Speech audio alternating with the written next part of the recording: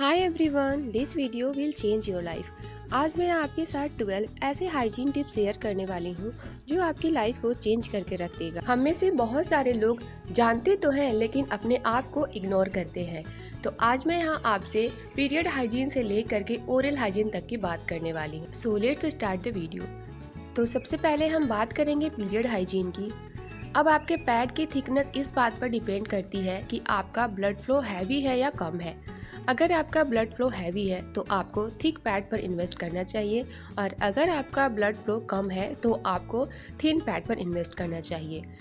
अगर आप अभी स्कूल गोइंग या फिर कॉलेज गोइंग हैं और अगर आपको ये बात अभी पता चल जाती है तो आप आगे जाकर अपने कपड़े में लगने वाले स्टेन से बच सकते हैं।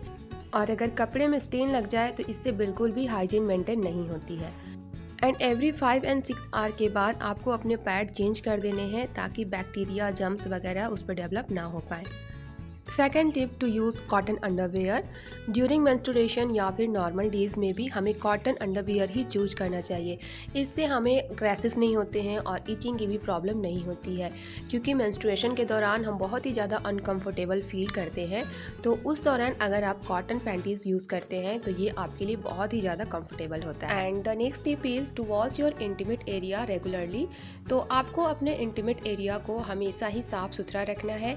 इसके लिए आप चाहें तो इंटीमेट वॉश भी यूज़ कर सकते हैं, और अगर आपको लगता है कि ये बहुत ज़्यादा कॉस्टली होता है तो आप नॉर्मल वाटर से भी वॉश कर सकते हैं। एंड नेक्स्ट, आपको अपने स्क्रंचीज एंड कॉम को हमेशा ही साफ़ करके रखना है, उसमें बाल नहीं रहने देना है, नहीं तो ये हमारे सीवियर हेयर फॉल के रीज़न बन जाते हैं और हम सोचते हैं कि ऐसा क्यों हो रहा है। तो इसलिए आपको हाइजीन मेंटेन करके रखना चाहिए। And the next tip is कि आपको अपने ब्यूटी मेंटेनेंस से रिलेटेड सारे टूल्स को एकदम नीट एंड क्लीन रखना चाहिए। अगर आप रेज़र यूज़ कर रहे हैं तो जब भी आप कोई नया रेज़र यूज़ कर रहे हैं तो उसे बस 3 से 4 बार ही यूज़ करें, उसके बाद उसे डिस्कार्ड कर दें। ये हमारे ओवरऑल हेल्थ के लिए बहुत ही ज़्यादा ज़रूरी है। अब अगर हम बात करें स्कैल्प मसाजर की, तो हमें गंदे और डर्टी स्कैल्प मसाजर बिल्कुल भी यूज़ नहीं करना चाहिए, क्योंकि इससे हमारे स्कैल्प इची हो सकते हैं और हेयर फॉल के रीज़न बन सकते हैं। इसलिए जब भी आप स्कैल्प मसाजर यूज करें तो उसे वॉश करने के बाद ही अच्छे से रखें। एंड नेक्स्ट हम बात करेंगे ओरल हाइजीन की। तो हमें सबसे पहले ऑयल पुलिंग करनी चाहिए। इससे हमारे माउथ के जो भी बैड बैक्टीरिया है वो बाहर आ जाते हैं, और साथ ही हमें इस तरह के माउथ फ्रेशनर यूज करने चाहिए जिससे बैड ब्रीदिंग की प्रॉब्लम दूर होती है। अगर आपको ये सब पसंद नहीं है तो आप इलायची भी खा सकते हैं। एंड नेक्स्ट हम बात करेंगे फुट केयर की। तो आपको डेली बेसिस पे इस तरह के सॉक्स जरूर वेयर करने चाहिए, इससे हाइजीन मेंटेन रहती है।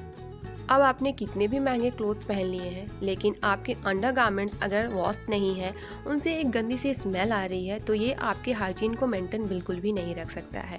इसलिए इसे तुरंत ही अपनी हैबिट में शामिल कर लें, और अगर जो भी कपड़े खोलकर यूं ही फेंक देते हैं तो उसे हमेशा ही धोकर ही साफ सुथरे एंड आयरन करके घर पर रखें।